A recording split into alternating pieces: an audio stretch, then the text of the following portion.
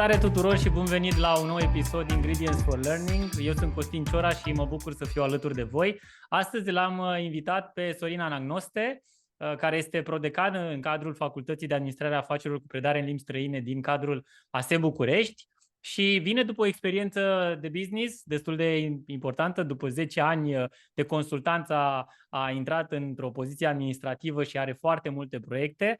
Este un om foarte activ pe care eu îl apreciez foarte mult și l-am invitat la acest podcast ca să ne șeruiască puțin din motivația pe care el o are în tot ce înseamnă învățare, în dezvoltare și sper eu să fie o discuție cât se poate de interesantă. Salut, Sorin, din nou și poate ne dai câteva insight-uri de cum ai făcut tranziția aceasta de la business către zona academică.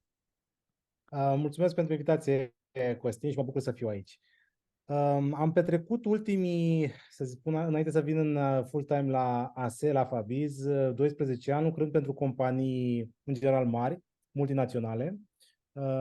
Am stat undeva la 3 ani în Heineken, tot cam așa în Halliburton și ultimii 5 ani i-am petrecut în Ernst & Young, în departamentul lor de consulting, management consulting.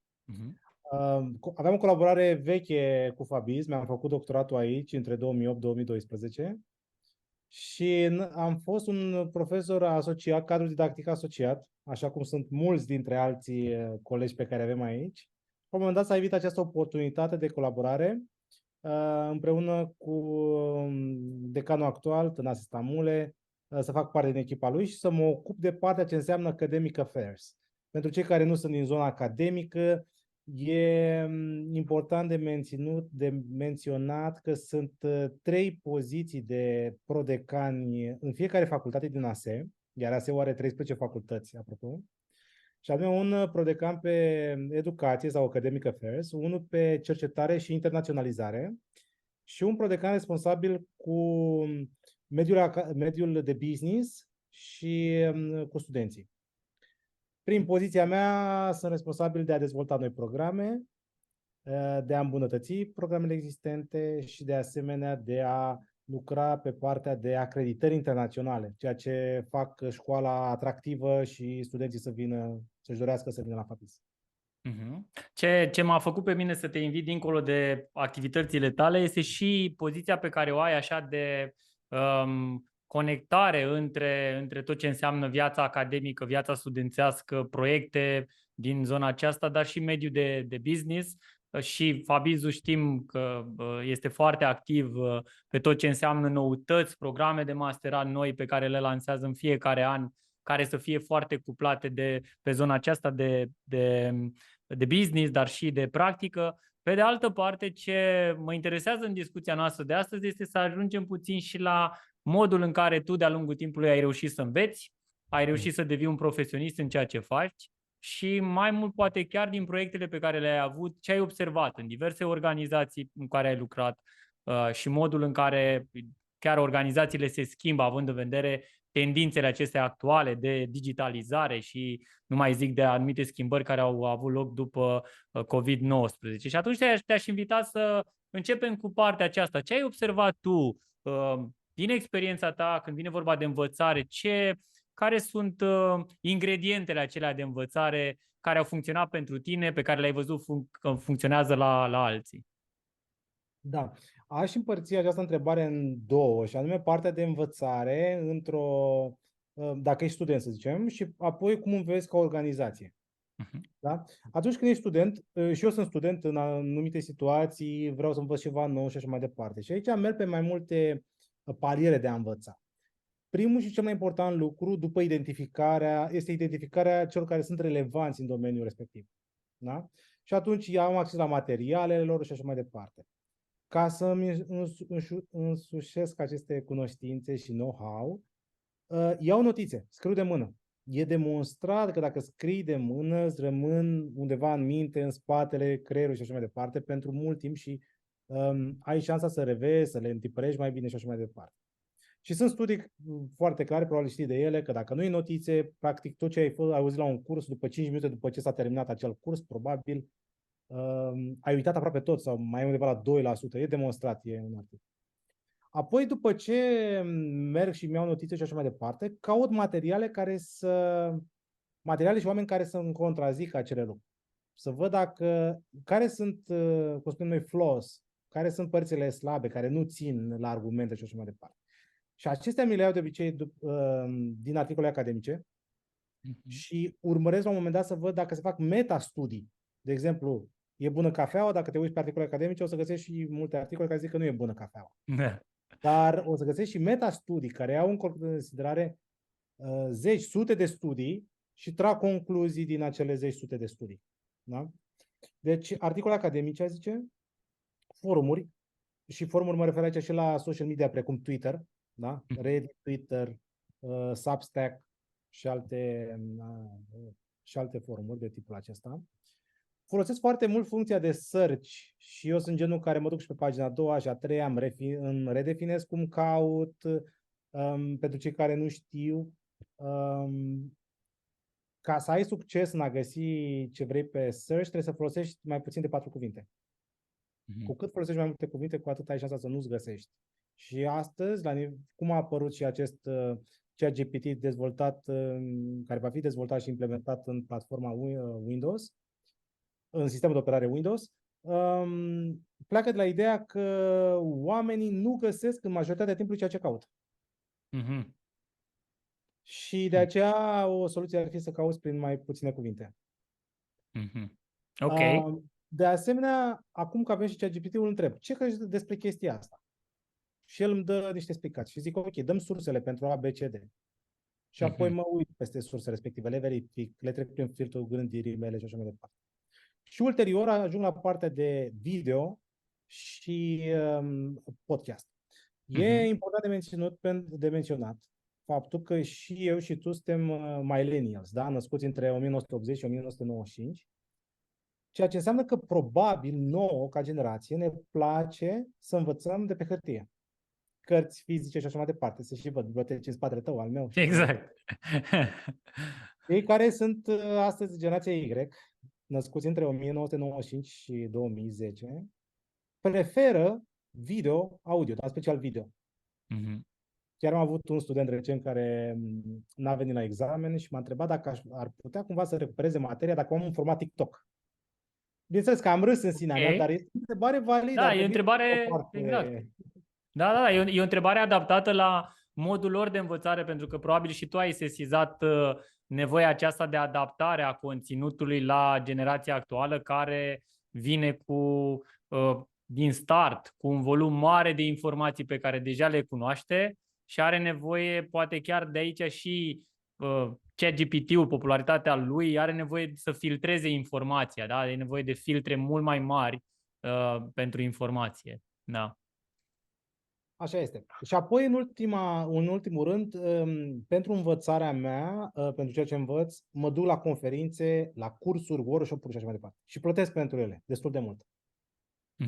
De ce? Pentru că aceste persoane au filtrat informația, au curated, da? Au filtrat-o într-un fel, au curățat-o, au ales ce este esențial și nu-ți mai bați capul tu să cauți, să filtrezi și așa mai departe.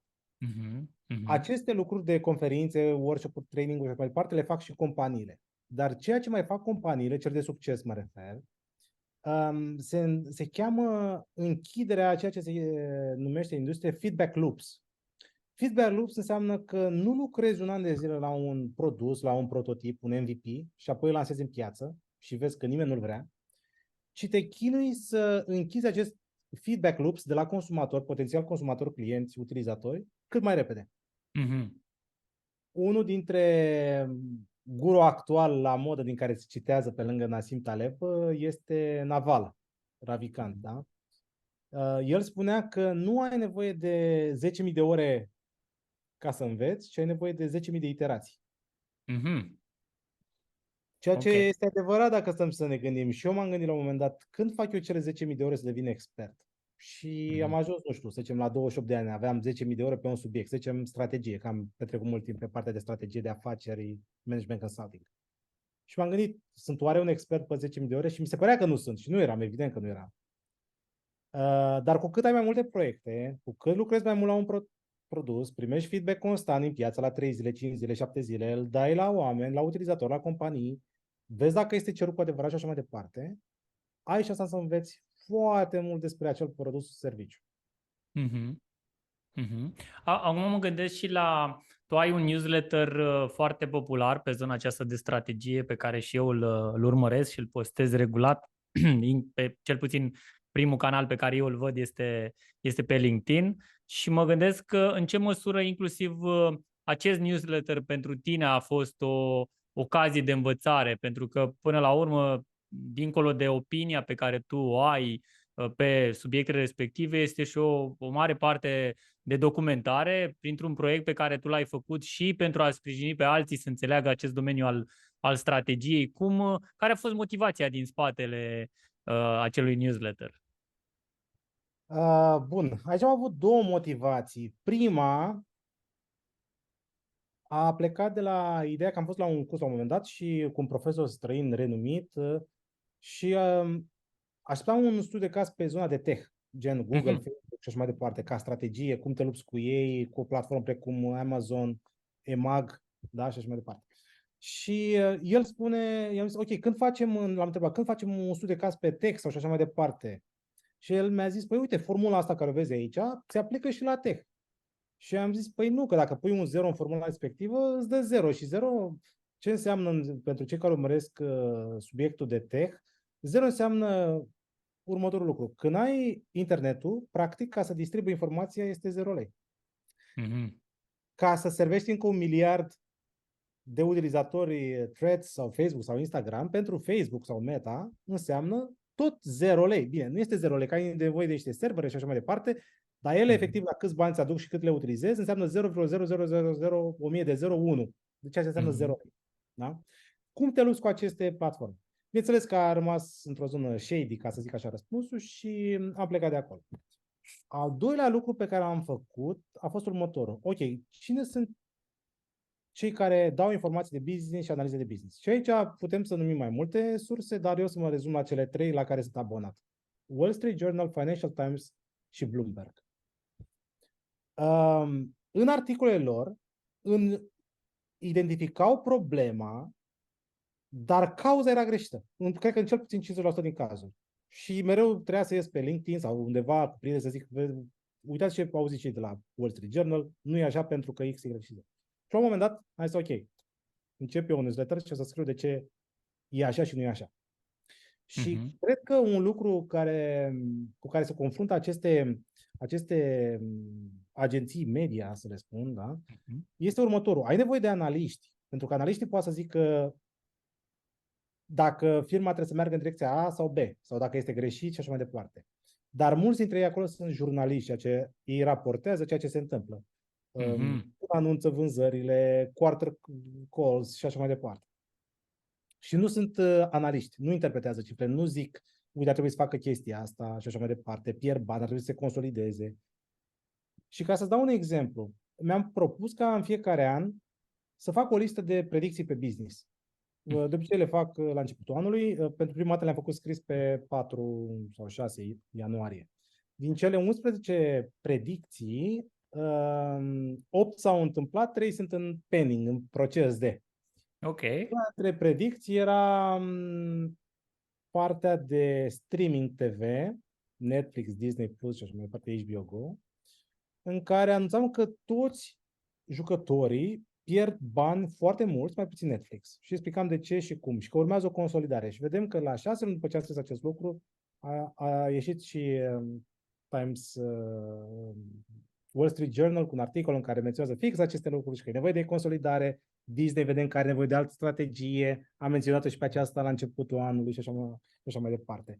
Încerc, practic, să văd încotro merg lucrurile și să explic ce fac firmele. De ce fac ceea ce fac, pe scurt. Există cumva în partea asta de strategie pe care tu ai, ce înțeleg eu de fapt, înțeleg că pe lângă experiența pe care ai avut-o a fost foarte multă documentare. Ce vezi tu că i-ar trebui poate unui student sau unui profesionist la început de la început de drum ca să-și își dezvolte abilitățile acestea analitice, abilități de analiză, poate de strategice, adică ce te-a ajutat pe tine poate la început, dincolo de experiența pe care ai avut-o, a fost ceva anume care te-a motivat să pornești până la urmă e o călătorie pe care, pe care ai început-o și pe care ai dezvoltat-o în timp, aceea care te duce în punctul în care acum poți să-ți exprimi părerea despre un subiect. Mă interesează foarte mult mecanismul acesta, cum s-a dezvoltat de-a lungul timpului, dar și obiceiul de învățare, că e un obicei care la un moment dat se transformă într-un mindset și de acolo ies rezultatele. Adică prin newsletter, prin intervențiile pe care tu le ai, vedem practic rezultatele. Dar ce e în spate? Cum s-a format cumva mecanismul acesta de învățare până la urmă pentru tine? Am realizat destul de târziu cât de important este să folosești un calendar și chiar să te ții. Și am început prin a-mi bloca timp în calendar la propriu și spuneam learning sau reading. Da? Una dintre cele două. Și atunci când era timpul, era un obicei, gata, mă duc și mă apuc și citesc. Cele mai multe informații le găsim scrise, deci noi trebuie să ne dezvoltăm această capacitate de a citi foarte mult și de a filtra acele informații.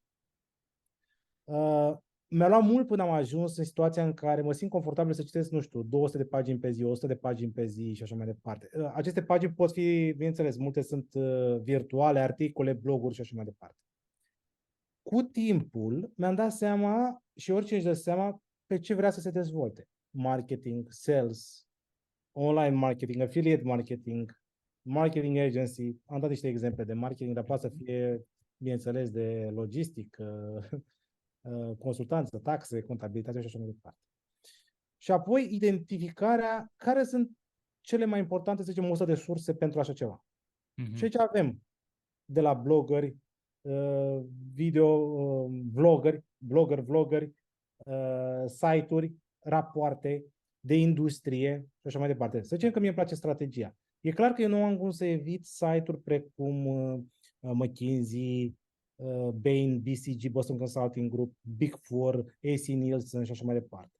În fiecare industrie există cel puțin o firmă, două mare de cercetare. Și acestea publică cercetări de piață. Cât de mare este industria de gaming, principalii jucători, principalii ecosistemul, cât sunt mobile, cât sunt pe PC, cât sunt pe console și așa mai departe. Deci, indiferent ce mă interesează pe mine, cineva scrie despre chestia asta, pentru că probabil are valoare. Da? Că este automotive, că este gaming, se scrie foarte mult pe așa ceva.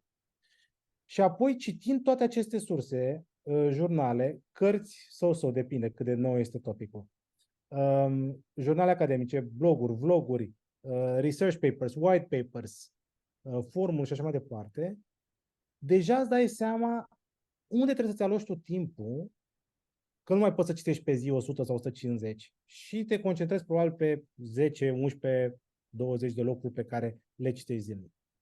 Făcând acest lucru consecvent și discutând cu cei care au interese similare, începe să se fundamenteze anumite procese și decizii de învățare. Și poți să știi, de exemplu, dacă te interesează piața de mașini electrice, poți să-ți dai seama că avantajul competitiv se mută către software. Iar software-ul cere un alt skill set pe care vechii jucători nu l-au. Nu au auzit niciun software developer să spună ce mi-aș dori să lucrez ca software developer la Dacia. Ok. Când vine partea de software developer, trebuie să ne gândim că probabil 10-20% dintre ei sunt cei pe care ți dorești să lucreze pentru tine, să facă pentru mașini software. Și acești 10-20% se bat oarecum, sau tu te bați ca și companie tradițională, cu Apple, cu Amazon, cu Google, care oferă alte beneficii. Da? 10.000 de euro probabil de salariu net, plus stocks, plus. Și atunci, dacă ești o companie din Germania, de exemplu, este foarte greu, având un consiliu administrativ în care sindicatele reprezintă până în 50%, 40% și așa mai departe, să vii cu o greu salarială prin care să justifice de ce un software developer trebuie să fie plătit cu 10.000 de euro pe lună plus stocks, în timp ce cel mai bun inginer este plătit, să zicem, cu 6.000 de euro pe lună net. Mhm. Asta Ok. este doar un exemplu. Dar Mhm. evident că în toate industriile există astfel de exemple. Cred că E, este o greșeală să ne concentrăm doar pe partea de video, cum mulți zic, de unde ți informațiile? Pe YouTube. YouTube-ul e bun până la un anumit punct să-ți faci așa un nivel de început, poate chiar mediu, poate mediu, nu e garantat, dar mai încolo, extra mile, să-ți rafinezi ideile și așa mai departe, trebuie să citești. Mhm. Nu știu dacă tu ai constatat, eu am constatat acest lucru cu studenții cu care eu lucrez, și anume fragmentarea aceasta de informație la care ei sunt expuși și, bineînțeles, sunt și foarte mulți cărora le place să citească, vor să se documenteze mai în detaliu, însă, cumva, pentru că obiceiul de învățare este, sau obiceiul de comunicare este text, este video, mai degrabă devine sursa principală poate YouTube, spre exemplu, sau acum ChatGPT, pentru că îți dă structurat exact ce ai nevoie și este foarte clar. Ce crezi tu că ar trebui să facă studenții astfel încât să iasă poate uneori din partea aceasta de overview, poate pe un subiect, să treacă din zona mai generală într-o zonă mai specifică, mai ales pe un domeniu în care vor să se dezvolte și să ajungă la acele surse pe care și tu le-ai menționat, fie că sunt rapoarte, fie că sunt cercetări, fie că sunt cărți, să ajungă mai des la ele și să pună poate chiar uneori sub semnul întrebării, apropo și de ChatGPT, dar să pună sub semnul întrebării poate anumite filtre care sunt făcute la informațiile pe care le caută. Că și filtrele, da, au un bias acolo și s-ar putea, exact cum spuneai tu la începutul discuției, s-ar putea să caut ceva și după ce am căutat să găsesc exact un fel de framing, da, efect, exact pe informația pe care am căutat-o, dar nu e profunzime acolo. Ce vezi tu? Cum ar putea să facă cineva, nu neapărat, poate și studenții, dar și cei care sunt la început de drum și ceilalți care sunt expuși la informații care sunt mai fragmentate, poate nu au timp, dar ca să facă pasul către o învățare mai profundă, care necesită chiar blocarea în calendar, așa cum ziceai tu. Da, da, da. Um, cum am început eu? La început, căutând pe anumite subiecte, sau nu, să începem altfel. Cum pot să devin eu mai valoros? Și pot să devin mai valoros prin ceea ce știu. Acum, fiecare se uită în jur și zice, ok, pot să devin valoros adunând capace de bere? Adică este ușor? Probabil este ușor până la un anumit punct și așa mai departe. Poate să-mi aducă mie un venit și așa mai departe. Probabil că da, probabil poate că nu. Și eu mă uit să văd ce se cere în piață. Și în piață vedem, se cer medici, se cer competențe de data science, se cer competențe de climate, energy și așa mai departe. Și atunci zic, ok, dacă toate lucrurile astea sunt rare și noi trăim într-o lume de abundenței, eu aș vrea să ofer ceva ce este rar. Pentru că dacă este rar, probabil voi fi recompensat cu afacerea mea, cu ideea mea, cu persoana mea, cu mă angajez la cineva sau la o firmă sau îmi fac eu pe cont propriu ceva. Și acum, dacă am identificat cam ce aș vrea eu să fac, îmi zic așa, bun, de unde mi-au informații? Și pot să încep la început cu site-uri banale, The Wall Street Journal și așa mai departe. Așa am început și eu. Mi le puneam într-un tab în browser. Nu era mare inginerie, adică oricine poate să-și salveze la favorites 5 linkuri. Primul Mhm. lucru pe care îl făceam la birou când ajungeam sau dimineața, când eram acasă, dădeam click dreapta pe folder și ziceam open all in 5 tabs. Da? Aveam 5 surse și așa mai departe. Citeam. La un moment dat mă obișnuisem cu cititul, știam ce analiști sunt buni sau autori sau articole sau ce știri și cum să le citesc astfel încât să termin destul de repede. 3 minute, 5 minute, 10 minute, 15 minute. Și apoi ziceam, ok, what's next for me? What is the extra mile? Și apoi am început să caut efectiv pe Google. Who are the best? Adică cine sunt cei mai buni autori pe subiectul ăsta? Mhm. Am văzut ce au scris. Apoi mă duceam, luam cărțile lor, scanam să văd cuprinsul, mă uitam apoi la puncte cheie din cuprins, nu începeam să citesc toată cartea dacă nu mă interesa. Da? Apoi m-am dus, ok, ce aș putea eu să fac să mai iau informație mai actuală. Pentru că dacă vorbești de online marketing, probabil dacă scoți o carte, ți ia un an până o scoți. Multe se cam pierd, nu mai devin așa de relevante și așa mai departe. Și m-am dus către articole academice. Articole academice pot fi accesate majoritatea gratis de către toată lumea. Cel mai simplu loc să începi să cauți este Google Scholar. Și chiar așa este, scholar.google.com. Și poți să cauți după cuvinte cheie, să zicem Green Energy, sau poți să cauți pe autor. Și o să vezi acolo că primești un ranking iarăși de articole relevante, cele mai citate, cele mai interesante. Ce este interesant la aceste articole, că ele îți prezintă un abstract la început, de câteva rânduri, în care sumarizează ce se întâmplă în articol. Iar dacă ți se pare interesant, poți apoi ulterior să te duci să citești tot articolul. Făcând acest exercițiu de citire a abstractelor, a articolelor relevante pe subiectul de interes, ajungi la un moment dat să dai peste articole chiar interesante. Și atunci le citești din scoarță în scoarță.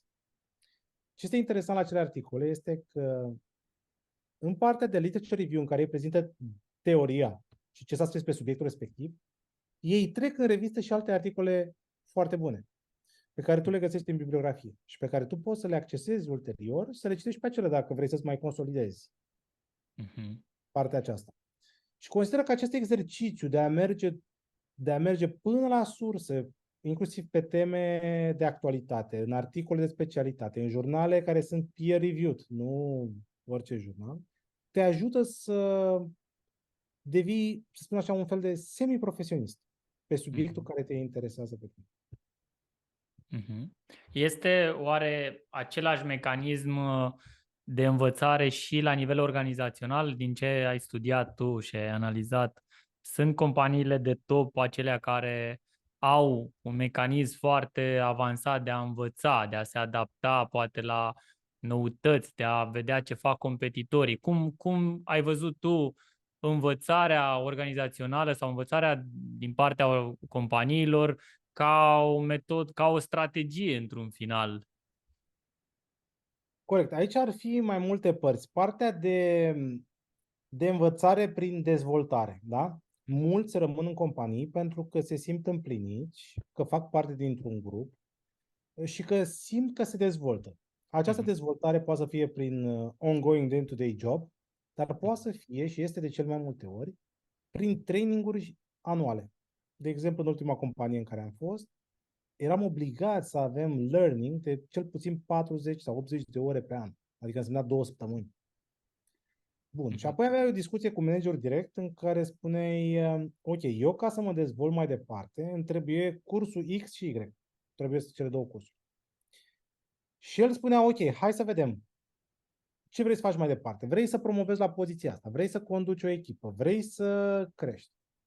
Ia să vedem ce cursuri ai ales, de unde ai ales, se potrivește. Apropo, sunt în bugetul nostru aproximativ. Fiecare om ar trebui să aibă un buget și 100% este bugetat, un buget de învățare. Poate fi la început când ești junior, poate fi de 200-300 de euro, 500 de euro, dar de la o poziție de senior încolo vorbim de 1000 de euro, 2000 de euro, la manager probabil ajunge la 5000 de euro. Și atunci, discutând cu superior direct, care poate fi un director, un C-level, un manager și așa mai departe, poți să agrezi, ok, eu am nevoie, probabil când ești junior, de hard skills. Nu trebuie un curs de Excel, nu trebuie un curs de presentations, de PowerPoint și așa mai departe. Și managerul zice, da, ok, perfect, pentru că noi o să ajute în jobul tău să fii mai productiv, o să scoți prezentări mai bune și așa mai departe. Cu cât avansezi în carieră, o să vezi că nevoile tale sunt mai mult de partea de soft, leadership skills și așa mai departe. Și bineînțeles că acestea se fac atât în țară cât și în afară, necesită alte bugete și așa mai departe. Doi, cum înveți în organizație? În organizație vorbim de ceea ce se cheamă tacit knowledge. De ce facem chestia asta? Pentru că se face așa și nu o documentăm nicăieri. Sau avem sistemul X în care găsești, uite cum facem lucrurile noi aici în organizație. De cele mai multe ori există procese de învățare. Vrei să creezi un furnizor nou în sistem? Uite, ăsta este procesul. Vrei să faci un contract cu cineva? Uite aici un template. Totul este documentat. Acum, pe vremea mea, ca să zic așa, exista partea de intranet, încă există, dar acum se folosesc platforme precum Notion și altele, care poate fi accesat de pe mobil, este oricând, toată lumea lucrează în același timp. Coda este iarăși o platformă care mie îmi place foarte mult.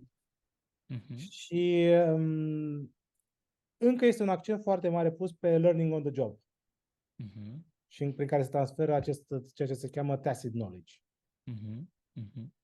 Deci avem partea de dezvoltare prin traininguri extern și intern on the job, tacit knowledge și platforme interne în care se stochează informații. Aici, în organizații, dacă insistăm puțin, sunt și situații în care, cel puțin eu întâlnesc în traininguri, organizații care investesc tocmai în a se schimba pentru că oamenii cumva au intrat într-o zonă din aceasta de conformare socială, au învățat unii de la ceilalți, totul e ok, însă modul acela de lucru nu mai funcționează și nu mai e adaptat. Cum vezi tu aici reînvățarea aceasta pe care, inclusiv acum, prin ceea ce și tu arăți prin newsletter-ul tău și prin postările tale, cumva organizațiile trebuie să aibă abilitatea de a reînvăța mai ușor, de a lăsa poate rapid o parte din modul în care lucrau în trecut și să se adapteze la ce e nou. Până la urmă, e mai mult decât change management, e o transformare cu totul care ar trebui să aibă loc în multe organizații. Cum vezi tu partea aceasta de schimbare organizațională în momentul în care, mai ales acum, organizațiile trec printr-o transformare, nu neapărat printr-un proces de schimbare, dar nu mai e doar despre change management. Vorba este mult despre transformare, fie că e digital transformation sau, eu știu, transformare dată de COVID. Cum pot organizațiile, din ce ai analizat tu, cum ar putea să reînvețe mai ușor sau să treacă la un nou nivel de abilitate de învățare? Aici îmi vine în minte un film pe care l-am văzut recent pe YouTube cu Steve Jobs, în care făcea referire la un studiu din anii 80 din Scientific American. Și în acel studiu încercau autorii să-și dea seama câtă energie consumă un om versus diferite tipuri de animale ca să ajungă din punctul A în punctul B. Și pe primul loc era condorul, care e o pasăre, și pe locul 3 era omul. Cei din studiu au făcut o paralelă foarte interesantă și au zis, dar cum ar fi un om cu o bicicletă? Și a dat peste cap tot topul, ieșind mult, mult în fața condorului. Și Steve Jobs spunea că așa se gândește el la calculator, că este un fel de bicicletă pentru minte. Și avea dreptate din acest punct de vedere. Cei de la Goldman Sachs spun că generative AI, precum ChatGPT, o să automatizeze, deci să elimine undeva la 300 de milioane de locuri de muncă până în 2027, dacă nu mă așa. Ce putem noi să facem este să învățăm cum funcționează ChatGPT și alte tool-uri, platforme de generative AI și să le folosim pentru noi. Deci aș da două exemple. Dacă ești un simplu angajat, trebuie să înveți acele, cum se cheamă în engleză, prompts, pe care să le folosești, să obții ce vrei de la ele și să te ajute pe viitor pentru a scrie mail-uri, a căuta, a genera răspunsuri mai repede, de a fi mai productiv. Pentru un final, cu cât folosești mai mult aceste tool-uri, cu atât devii mai productiv. Da? Poate nu mai poți să contactezi ca înainte 30 de oameni, poate poți acum 100. Pentru că ai diferite topicuri, poți să adresezi mai mulți, te ajută, știi și noi ce înseamnă energia limitată. Dar cu un astfel de tool poți să devii mult mai bun. Doi, înainte de ChatGPT, cu cât aveai mai multe informații pe intranet, cu atât era mai rău. Pentru că nu mai găseai informații. Acum îi spui lui ChatGPT, te rog, uite-te în tot intranetul nostru, care înseamnă nu numai drive-ul, dar înseamnă și e-mail-urile tuturor, minutele de la întâlniri la care eu n-am fost, dar așa, și ce scanează tot intranetul, e-mail-uri, prezentări, meeting notes și alte documente, și dă-mi un status, te rog, în jumătate de pagină ce s-a discutat, cât timp a fost eu în vacanță. Deci acum ești încurajat să stochezi informația în mod digital. Ești încurajat. Și această capabilitate de generative AI și de search va fi implementată în platforma Windows 11, care va fi disponibil, cred că, de anul acesta. Având aceste tool-uri de partea ta, organizațional și personal, eu cred că oricine poate deveni un asset pentru companie și va îndepărta pericolul de a fi el automatizat de ChatGPT. Da, și asta va duce, așa cum ai spus și tu, dincolo de productivitatea personală, probabil va duce și la rezultate, dar pe de altă parte e și nevoie de un upskill. Da? Ai nevoie de un upskill. Sunt multe joburi care probabil vor fi automatizate de către aceste tehnologii, însă văd și un potențial. Potențialul fiind găsirea sau identificarea unor joburi noi de care încă nu știm, da? Care ar trebui să fie create pentru acești oameni ale căror muncă va fi automatizată și până la urmă, într-adevăr, n-am trecut prin acest exercițiu care pare mult mai intens, dar au fost multe salturi de tehnologie în care, da, nu mai lucrai pe dosare, lucrai în Excel, nu mai lucrai pe caiete, aveai Word și așa mai departe, inclusiv domeniul nostru financiar, contabilitate, care a ajuns la un nivel foarte ridicat pe tot ce înseamnă parte de tehnologizare. Și întrucât ne apropiem de final, Sorin, ar fi foarte interesant dacă ai povesti puțin despre cartea la care lucrezi și ai dat câteva idei despre chiar și când va fi lansarea, ce te-a motivat să scrii. Ok. Eu predau cursuri de management strategic, de strategie de afaceri și predau după cărți care sunt relativ noi, 2020-2021. Problemele pe care eu le-am identificat la aceste cărți, care vin de la editori cerebre, precum McGraw-Hill sau Pearson, sunt următoarele. Studiile de caz pe care le folosesc sunt din 2016, 2017, 2018. Ori tot ceea ce a fost după pandemie este complet nou. Sunt alte modele de afaceri. Noi spunem că a fost o perioadă de rapid experimentation, da? Ceea ce a dus la ruperea obiceiurilor sau broken habits, cum predau în engleză și îmi vin în engleză cuvintele. Cu aceste obiceiuri noi, lumea comandând online, obișnuite cu anumite tipuri de servicii online, modele online, nu mai sunt relevante vechile studii de caz. Ok, îți dă o gândire, poți să discuți pe ele ce s-a întâmplat ca strategie, dar nu mai sunt relevante. Și asta a fost una dintre problemele principale. A doua a fost, dacă eu sunt companie mică, de obicei medie sau mare, să zicem, unde predau eu, ce aș putea să folosesc, ce framework aș putea să folosesc în situația X? Cum mă lupt cu o companie, din punct de vedere comercial, da? Cum mă lupt cu o companie precum Amazon Marketplace? Cum mă lupt cu o companie locală care poate e numărul 1 și are 70% din piață, poate, precum Emago și așa mai departe. Și am încercat prin această carte să vin cu teoria legată de aceste lucruri de strategie și tech.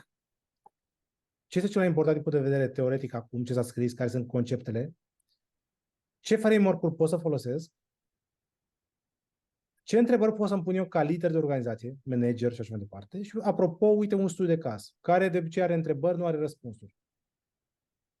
Ce am făcut nou pe lângă aceste 4-5 lucruri pe care le-am adus în fiecare capitol și subcapitol, a fost să vin cu studii de caz din ultimul an. După pandemie. Deci vorbim de studii de caz 2022-2023 și studii de caz plecate de la articole sau lucruri pe care le citim în Wall Street Journal, Financial Times și așa mai departe, pe care le-am luat, le-am citat corespunzător și am zis, ok, de ce se întâmplă asta, cum se întâmplă asta și așa mai departe. Și cred că din acest punct de vedere, cartea o să fie de interes pentru cei care au o poziție cel puțin manager în companie sau senior și vor să vină la manager, nu mai zic de C-level, Chief Marketing Officer, Chief Strategy Officer și așa mai departe. Ea o să fie în limba engleză, o să fie disponibilă în format pe hârtie, dar și în format electronic PDF și o să fie lansată pe 22 octombrie la NFT Bucharest, la sala la minor.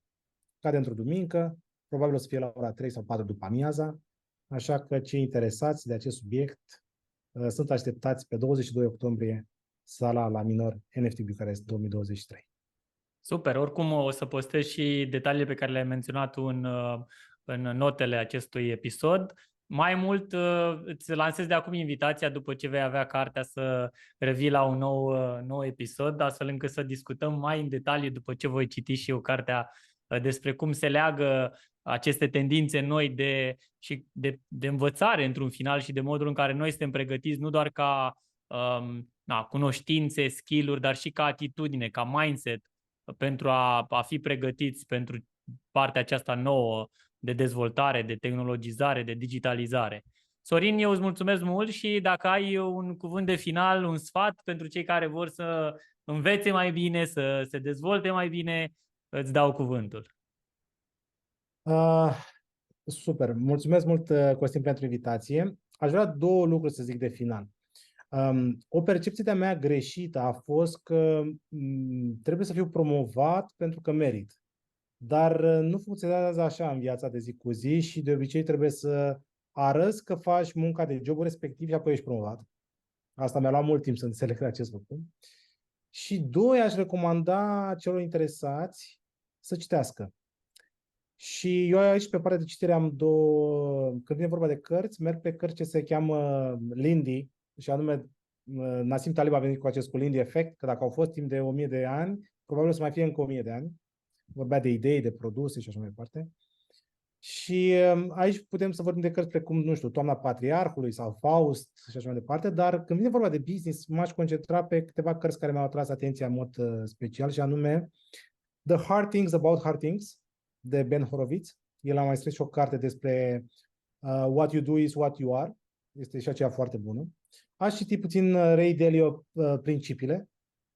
Malcolm Gladwell, foarte bun un gânditor, What the Dog Saw, ca o recomandare.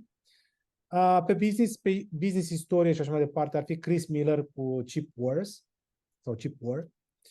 Și de asemenea, dacă vor literatură, avem și aici George R.R. Martin cu seria A Song of Ice and Fire, din care a ieșit serialul Game of Thrones. Respectiv, ce mi-a plăcut mie foarte mult, tetralogia napoletană de Elena Ferrante, iarăși foarte interesant. Super, super, mulțumim și din nou o să postez în notele acestui clip și recomandările de cărți. Sorin, îți mulțumesc mult și mulțumesc și celor care ne-au urmărit și nu uitați, în fiecare zi și din orice situație avem ceva de învățat. Pe data viitoare!